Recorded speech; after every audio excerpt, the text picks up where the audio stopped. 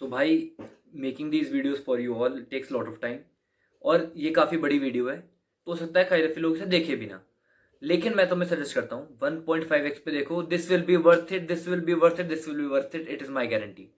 तुम ईयरफोन लगाओ, पढ़ रहे हो अपना, 1.5x पे चलाओ और सुनते रहो। अच्छा लगेगा, प्लीज़ लाइक शेयर सब्सक्राइब कर देना अगर अच्छा लगे तो। नहीं लगता तो मत करना, अगर वर्थ इट लगता है तो कर देना। Thank you. देखो अब आगे वीडियो देखो। Good morning everyone, how are you all. आज मैं बताने वाला हूं SSB के बारे में, सर्विस सिलेक्शन बोर्ड। पहले मैं क्लियर कर दूं कि अभी मेरी ऑल इंडिया रैंक आ चुकी है, दैट इज 312। मुझे एक्सपेक्टेड थोड़ी 200 की लाइन में थी, बट ठीक है, थोड़ा करीब है, ज़्यादा फर्क नहीं पड़ा। And someone was asking me कि why I got medical rejected. I was medically unfit, one thing which was overweight, जो कि मैंने 12 kgs कम कर लिया था, उससे वो मेरा क्लियर हो गया। अनफिट इस वजह से हुआ बिकॉज आई हैड स्पॉन्डिलिसिस L5, जो कि बाय बर्थ डिफेक्ट था, मुझे पता नहीं था कभी भी, उस वजह से मैं अनफिट हो चुका। अब उसमें क्या होता है, डिस्क खाली दबी रहती है। आई हैड नो आइडिया कि मेरे वो है, बट एयरफोर्स फ्लैंक ब्रांच के अंदर सब कुछ चेक होता है, इसलिए मैं बाहर हो गया।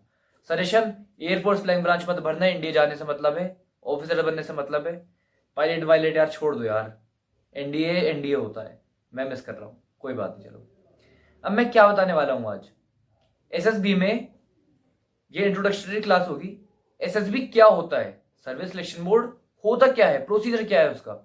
सेकेंड चीज, what are OLQs and how to train them at home.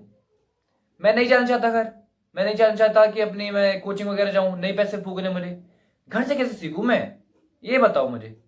वो मैं समझाऊंगा कि घर से कैसे सीखना है। अब मैं कैसे बताने वाला हूं। मेरी सारी आफ्पा की लर्निंग्स नटराजन सर की बुक से, और थोड़ी बहुत बुक्स मैंने बाहर से जहां से पढ़ी हैं।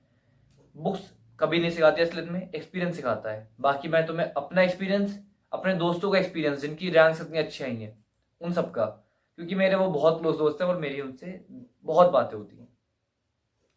बाकी मैं तुम्हें बताने वाला हूं कि मार्किंग सिस्टम क्या होता है, असेसर्स जो हैं वो मार्क कैसे देते हैं, एसएसबी के मार्क्स किस बेसिस पे मिलते हैं, और उससे हम आइडिया लगा सकते हैं कि मुझे एसएसबी में मैं पास हो पाऊंगा या नहीं हो पाऊंगा। Because we can estimate are कि मेरी परफॉर्मेंस कैसी रही है। अब let me start with what is SSB. SSB service selection board. तुम सबको पता होगा कि जो भी एक ऑफिसर रैंक वाले एग्जाम क्लियर करता है इंडिया में, या फिर सीडीएस या कोई भी, या डायरेक्ट एंट्रीज, उन्हें एसएसबी क्वालिफाई करना पड़ता है वहां पहुंचने के लिए। क्योंकि एसएसबी चेक करता है तुम्हारे अंदर लीडरशिप क्वालिटीज है या नहीं। वो टेस्ट करता है कि तुम पब्लिक के आगे बोल पाओगे या नहीं, you have power to influence and motivate others, ये सब चेक होता है। अब प्रोसीजर कैसे होता है। Day 1 is your reporting. जब तुम डे 1 जाते हो तो स्क्रीनिंग होती है। स्क्रीनिंग के अंदर OIR, officer intelligence rating test, and PPDT, picture perception and discussion test. ये सब मैं इंडिविजुअली सब बातें बताऊंगा, अभी इंट्रोडक्शन है बस। इनके अंदर बेसिक, OIR के अंदर बेसिक अपने MCQ टाइप क्वेश्चन होते हैं। PPDT के अंदर एक ब्लर इमेज होती है, उस इमेज से हमें स्टोरी बनानी होती है और डिस्कशन करना होता है। This consist of 80% of screening PPDT। Then second day is your psych test. Psych test के अंदर क्या होता है, दे चेक योर साइकोलॉजी, कि तुम्हारे दिमाग में चलता क्या है, कॉन्शियसली, सबकॉन्शियसली, अनकॉन्शियसली, वो सब निकल के आता है। इसके सीरीज ऑफ टेस्ट है जिससे वो निकालते हैं। TAT सबसे टफ बच्चों को ज्यादातर ये लगता है। WAT टाइम प्रॉब्लम, बहुत ज्यादा टाइम प्रॉब्लम। SRT कई कबार लोगों को सॉल्यूशन नहीं सोचते कि मैं लिखूं क्या ये सॉल्यूशन सही है या नहीं है, ये समझ नहीं आता। देन SD सेल्फ डिस्क्रिप्शन, लोग इसे बड़ा हल्के में लेते हैं। सेल्फ डिस्क्रिप्शन हल्के में लेने की चीज नहीं है, वो एक चीज है जिससे तुम्हारी इमेज बिल्ड हो जाती है असेसर के आगे, साइकोलॉजिस्ट के आगे, कि ये बच्चा अपने बारे में क्या राय रखता है, कि मेरे बारे में ये क्या सोचते हैं, ये क्या सोचते हैं। उससे समझ आता है कि तुम्हें खुद के बारे में क्लियर है, खुद की क्लैरिटी है तुम्हें, ये समझ आता है। Then third day is your GTO और इंटरव्यू। मतलब GTO and interview groups divide होते हैं एसएसबी में, और वो इंटरचेंज होते रहते हैं। कभी कभी डेट्स अनाउंस हो जाती है तुम्हारी फर्स्ट डे कि इस ग्रुप का एज एन GTO है, इस ग्रुप का एज एन इंटरव्यू है। तो वो दोनों में से किसी दिन भी हो सकता है, थर्ड भी या फोर्थ भी। GTO के अंदर क्या क्या टास्क आते हैं, group discussion, lecturette, GPE group planning exercise. ये 3 होते हैं इंडोर टास्क। आउटडोर क्या होते हैं? PGT, HGT, FGT, individual task. ये सबसे ज्यादा दिक्कत है इसमें लोगों को थोड़ा आउटडोर में पीजीटी में आती है और एचजीटी में, और इंडोर में जीपी। सब इंडोर में सब कुछ इंपॉर्टेंट है, जो इंडोर में करते हो वो बाहर दिखता है, सब इंपॉर्टेंट है। कुछ ऐसा मत सोचना कि ये बेकार है। आउटडोर में एक रह गया ग्रुप ऑब्स्टेकल रेस, जो कि बच्चों को लगता है मजे के लिए है, लेकिन उसमें टीम कोऑर्डिनेशन अच्छा दिख पाता है कि कौन टीम पर्सन है और कौन इंडिविजुअल पर्सन है, ये क्लियर होता है। Then interview. इंटरव्यू में होता है पर्सनल इंटरव्यू। तुम एक ऑफिसर के आगे बैठते हो, तुम्हारा अराउंड 40 to 50 मिनट्स इंटरव्यू चलता है। ज्यादा भी हो सकता है, कम भी हो सकता है, depending on the time and the circumstances. मेरा एक दोस्त था, उसका इंटरव्यू बस 25 मिनट चला। उसे लगा वो कॉन्फ्रेंस आउट होने वाला है कि भाई बहुत बुरा हो गया, रो रहा था वाराणसी से, लेकिन वो रिकमेंड हुआ और उसकी ऑल इंडिया रैंक है 135। और शायद कुछ जानते हो मेरे टेलीग्राम वगैरह से, उसका नाम है सौम्या। देन मेरे साथ एक लड़का था, उसका इंटरव्यू चला था 1 घंटा 30 मिनट। उसे लगा मैं तो रिकमेंड हो ही रहा हूं, इतना अच्छा दे के आया हूं, लेकिन वो कॉन्फ्रेंस आउट हुआ। वो मेरे ग्रुप में था एसएसबी में। Then day 5th is your conference. Conference वो दिन है जिस दिन सब अनाउंस होगा कि किसमें काबिलियत थी, किसमें नहीं थी। काबिलियत सब में होती है, वो तब भी बोलते हैं या तो तुम प्रिपेयर्ड हो या तुम प्रिपेयर्ड नहीं हो, या फिर तुम किसी और चीज के लिए बने हो। Prepare for that. अब कॉन्फ्रेंस में क्या होता है, उस दिन सबकी होती है एक साथ, सब आके बैठ जाते हैं वेटिंग हॉल में, एक एक करके उन्हें बुलाया जाता है। It is around 10 to 15 seconds, कभी कभार 1 मिनट एट मैक्स, इससे ज्यादा नहीं होती। कॉन्फ्रेंस वाले दिन तुम्हारे आगे सारे ऑफिसर अपनी यूनिफॉर्म में होंगे। एक यू शेप टेबल रहेगी, उस यू शेप टेबल पे सब बैठे होंगे अपनी यूनिफॉर्म में। वो थोड़ा नर्वस वाला दिन होता है, जब तुम एंटर करते हो तो थोड़ी नर्वसनेस होती है सबको यूनिफॉर्म में देख के, लेकिन काफी ज्यादा मजा भी आता है वो देख के, मोटिवेशन मिलती है कि एक दिन हम भी इस यूनिफॉर्म में होने वाले हैं, ये सोच के। अब कॉन्फ्रेंस वाले दिन तुम एंटर होते हो, तुम्हारा रिजल्ट 95% ऑलरेडी डिक्लेयर हो चुका है अंदर।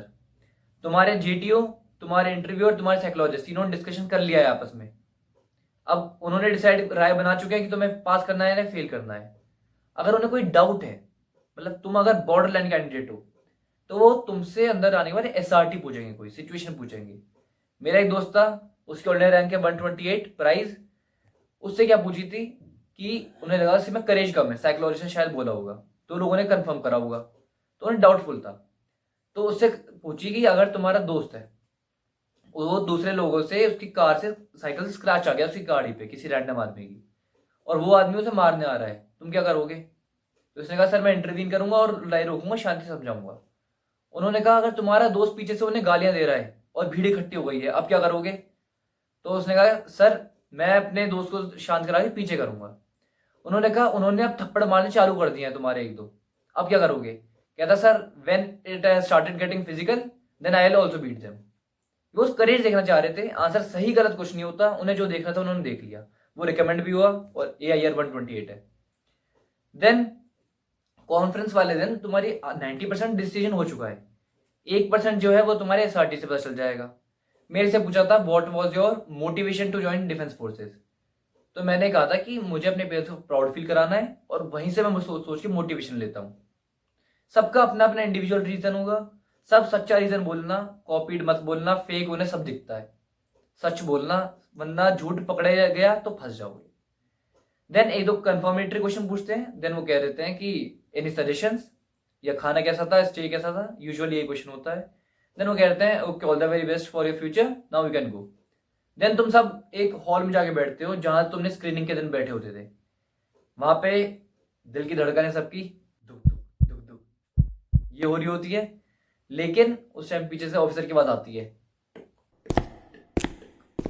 और वो आवाज सुनने के बाद सबके कान खड़े हो जाते हैं, सब देखते हैं पीछे कि आ रहा है आ रहा है आ रहा है आ रहा है।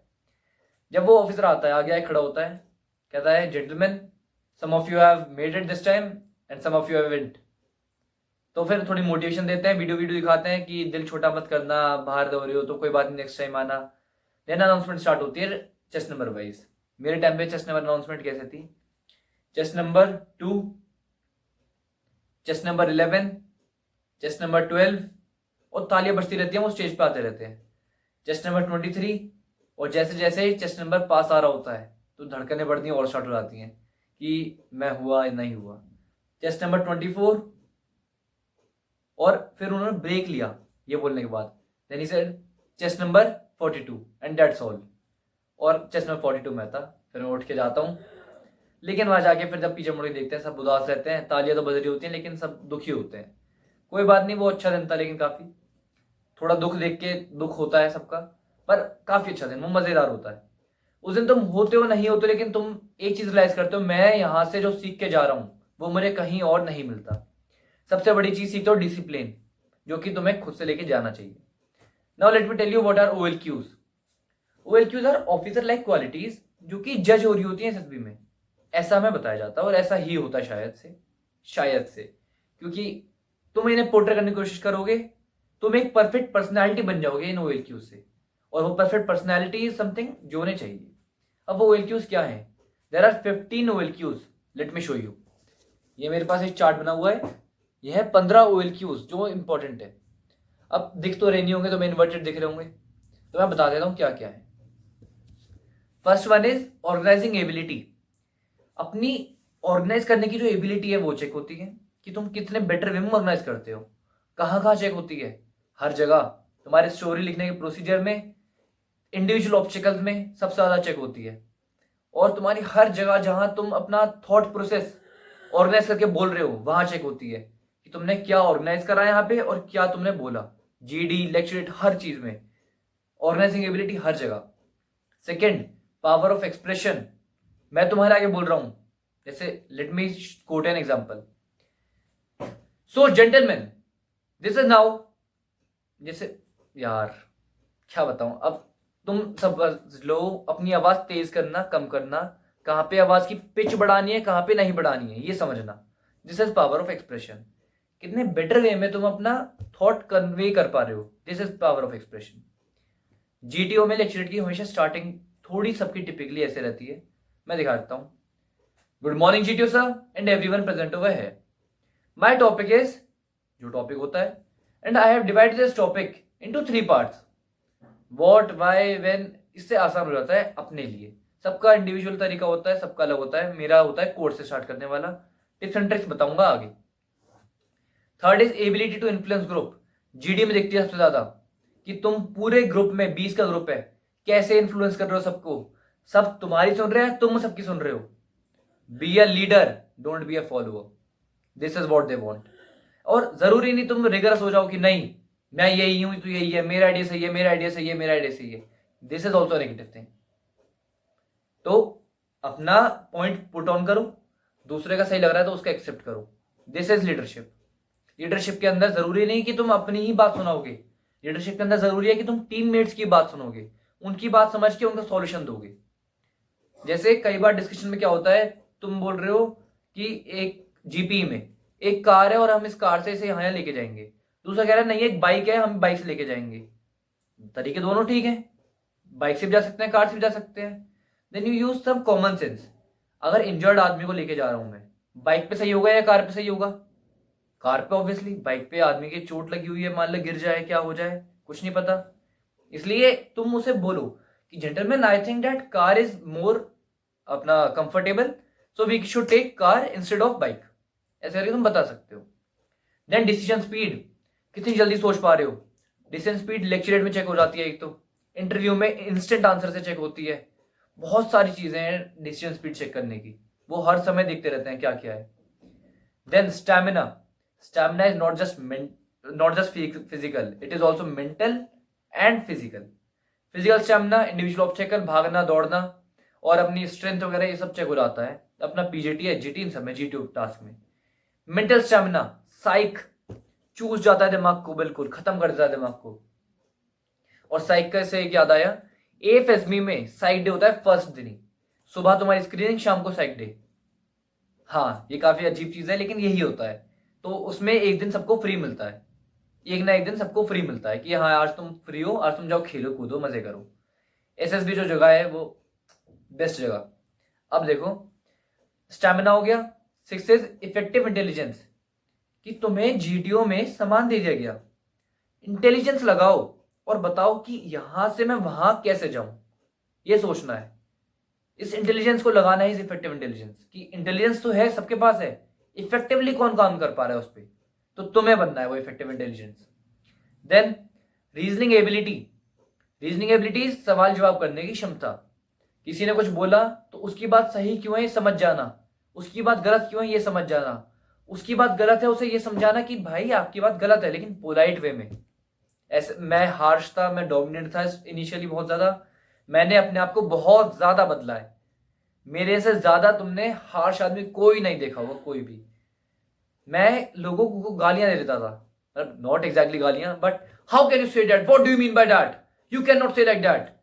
इवन एक बार मैंने एक को इतना ज्यादा डांट दिया था, we one talking about woman rights, और वो इतना डर गया, सहमने के बाद वो बोलता I am not a woman. समझ रहे हो? तो मैं बहुत डोमिनेंट था, लेकिन मैंने चेंज करी अपनी personality. I moulded it. Be like water, shape your self. बदलते रहोगे, सीखते रहोगे। मैं अपने दोस्तों से पूछता था कि यार क्या कमी रही मेरे अंदर, मुझे बता दो। कमियां जानो, बदलो, सीखो। अब अपना देन कम्स अपना इनिशिएटिव्स। इनिशिएटिव्स दिख जाते हैं G2 टास्क में काफी ज्यादा, कि तुम आगे बढ़ रहे हो या तुम पीछे रह रहे हो, तुम इनिशिएटर हो या तुम फॉलोअर हो। Don't be a follower, be an initiator. Initiator रहोगे फायदेमंद रहोगे, आगे बढ़ोगे, सीखोगे। पीछे रहोगे कोई फायदा नहीं होगा। आगे रहना है, आगे रहना है, आगे रहना है, मंत्र बिठा लो। लेकिन अगर आगे नहीं हो पाओ, किसी को मार पीट करके आगे नहीं भागना, दिमाग से आगे बढ़ना है। जैसे जगह खड़े होने की कंसाइज होती है, चलो छोड़ो यार, बाद में बताऊंगा। इनिशिएटिव आता है सेल्फ कॉन्फिडेंस। मेरे अंदर बहुत ज्यादा था, तुम्हारे अंदर भी होना चाहिए। I was so damn confident कि एसएसबी तो मैं निकाल ही दूंगा। निकाला मैंने, लेकिन मेरा सेल्फ कॉन्फिडेंस जो था वो ओवर कॉन्फिडेंस था। ये मुझे समझ थी, इसलिए जब मेरे से इंटरव्यू में पूछा गया व्हाट आर योर वीकनेसेस, मेरा एक पॉइंट यही था कि sir I am very over confident. और ओवर कॉन्फिडेंट होना गलत चीज है, लेकिन अगर तुम्हें समझ है कि मैं कहाँ ओवर कॉन्फिडेंट हो रहा हूं और तुम उसे कंट्रोल कर पा रहे हो, देन इट इज नॉट। अपनी वीकनेस जानना, उसे सही करना, this is quality of a leader. यही तुम्हें करना है।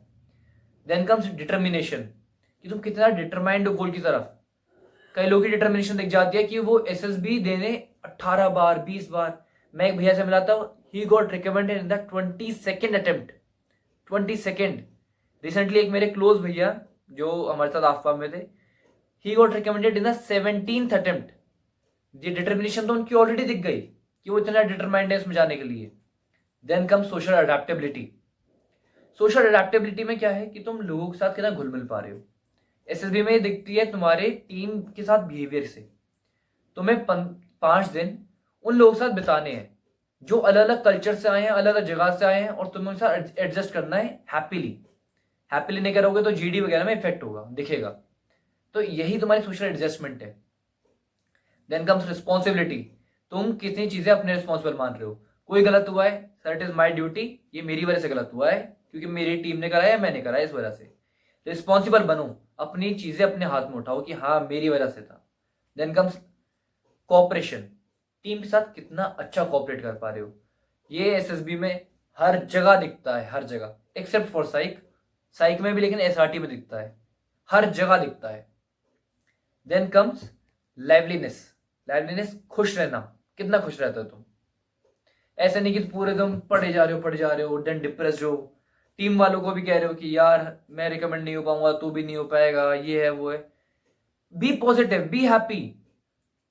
बहुत तुम्हारा थॉट प्रोसेस होना चाहिए, यार मैं हूं ना हूं, रिकमेंड तू हो ना हो, कोई बात नहीं, अभी सीखते हैं, मजे करते हैं। हम सीखने आए हैं, मजे करने आए हैं।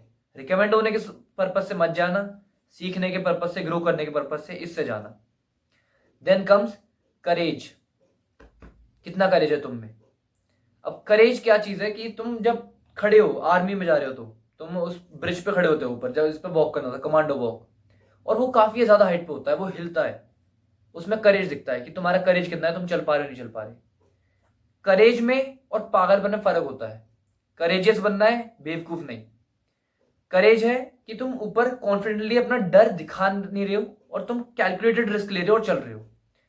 पागलपन है कि तुम कैलकुलेटेड रिस्क ही ले रहे, भागे जा रहे हो उस कमांडो वॉक पे, भागोगे गिर जाओगे, टूट जाएगी टांग वांग, किसका क्या जा रहा है। हुए हैं एक्सीडेंट्स, एसएसबी में एक बार एक कमांडो बॉक्स से गिरा था, उसकी टांग टूट गई थी, एसएसबी नहीं दे पाया, पूरा एसएसबी में ही रहा, 5 दिन बर्बाद हो गया। इसलिए मत करना ये सब काम, सोच समझ के, be courageous but with mindfulness. Then अब इन सबको इनकलकेट कैसे करें? ऑर्गेनाइजिंग एबिलिटी, अपना डेली ऑर्गेनाइज करो। सुबह उठे अपना काम, आज मैं दिन में ये करूंगा, ये करूंगा, ये करूंगा, ये करूंगा। अब मैं इनमें जरा तुम्हें बता दूं कि कुछ क्वालिटीज हैं जो हाईली ट्रेनेबल है, कुछ हैं जो कम ट्रेनेबल है, और कुछ हैं जो हो ही नहीं सकती ऐसी, जो कि बाय बर्थ में आएंगी या फिर तुम चाहोगे तो शायद बदल लो। जैसे एक पहली 5 qualities, organising ability, power of expression, ability to influence group, decision speed and stamina. This are the highly trainable qualities, highly trainable. इन्हें कोई भी ट्रेन कर सकता है, इसलिए वो इन्हें ज्यादा मांगते नहीं। जैसे वो अगर स्कोर दे रहे हैं 1 to 10 में, इस पे 8 स्कोर भी देंगे चल जाएगा, कोई बात नहीं, बढ़िया स्कोर है, ठीक है, क्योंकि ये वो ट्रेन करा देंगे अकेडमी में ले जाके।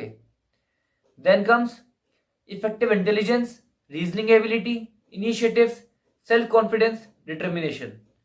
ये 5 क्वालिटी है मॉडरेटली ट्रेनेबल। मतलब ट्रेन तो हो सकती है लेकिन मुश्किल होगी, उन्हें टाइम लगेगा ये ट्रेन करने में, और मतलब वो कोशिश करेंगे लेकिन अगर तुम नहीं चाहोगे तो नहीं होंगी। Then comes last 5 qualities which are least trainable. Least social adaptability, cooperation, responsibility, liveliness, courage. ये 5 है लीस्ट ट्रेनेबल क्वालिटीज, लीस्ट। लेकिन इनमें से भी 3 क्वालिटी एक ऐसी हैं, अगर तुम उन्हें बदलना चाहते हो, ओवरनाइट चेंज होगा, ओवरनाइट। आज सोचा कल सुबह बदल जाएंगी, अगर तुम दिमाग से चाहते हो। नहीं चाहते तो जिंदगी भर लगे रहोगे, नहीं होगी। कौन सी है 3 क्वालिटी? रिस्पॉन्सिबिलिटी, अपने हाथ में रिस्पॉन्सिबल बनो, उठाओ, हो जाएगी। सेकेंड, कोऑपरेशन, कोऑपरेशन तुम बिठा सकते हो, अपने साथ डेवलप कर सकते हो अगर तुम चाहते हो, चाहते नहीं तो कहां से करोगे।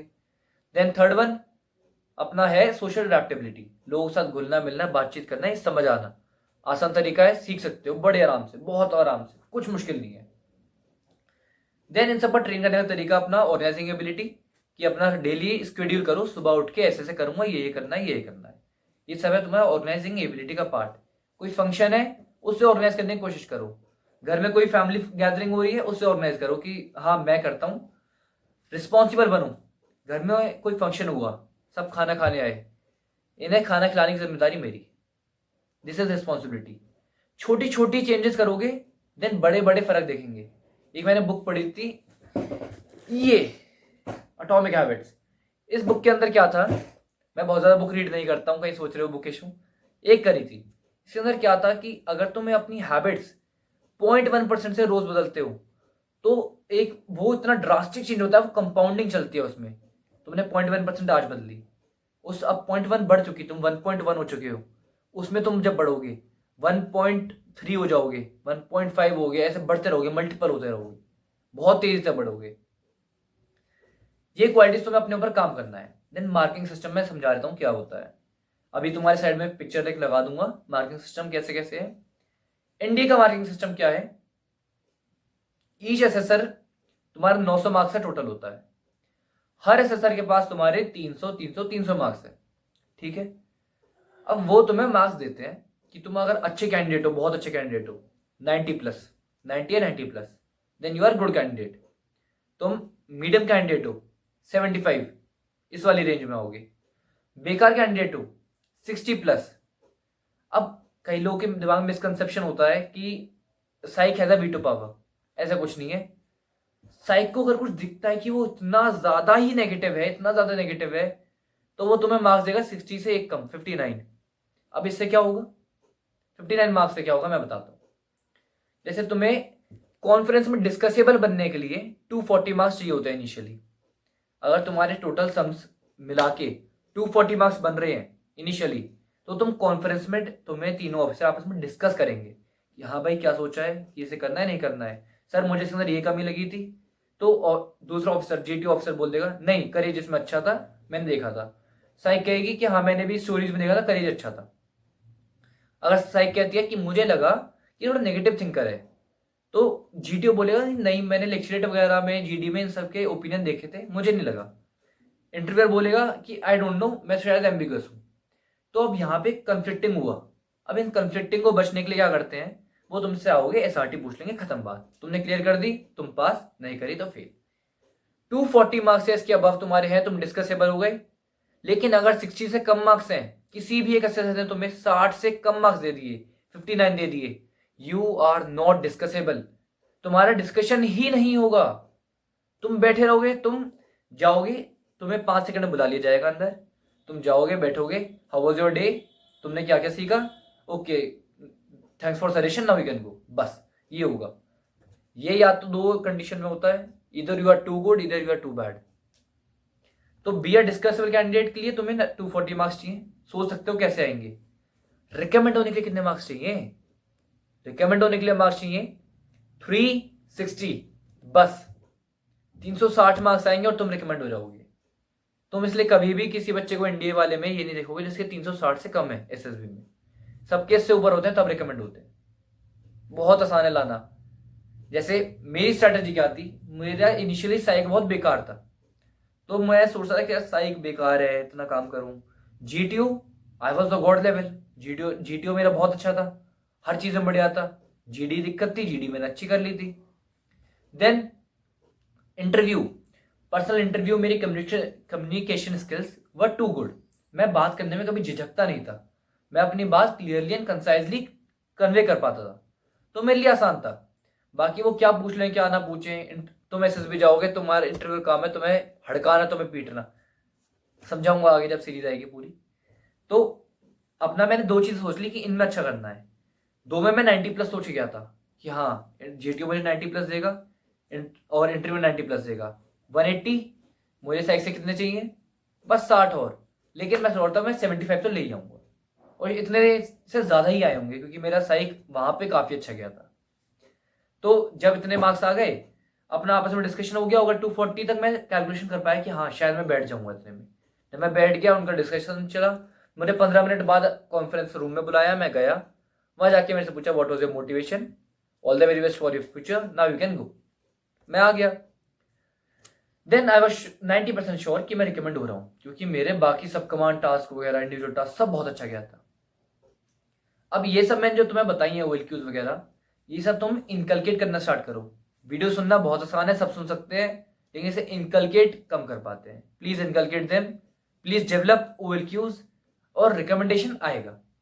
अगर वीडियो अच्छी लगे तो प्लीज लाइक शेयर सब्सक्राइब, बस इतना चाहता हूँ यार, बहुत मेहनत से बनाता हूँ वीडियो, बहुत ज़्यादा एडिटिंग करनी पड़ती है, टाइम लगता है। Thank you for your time.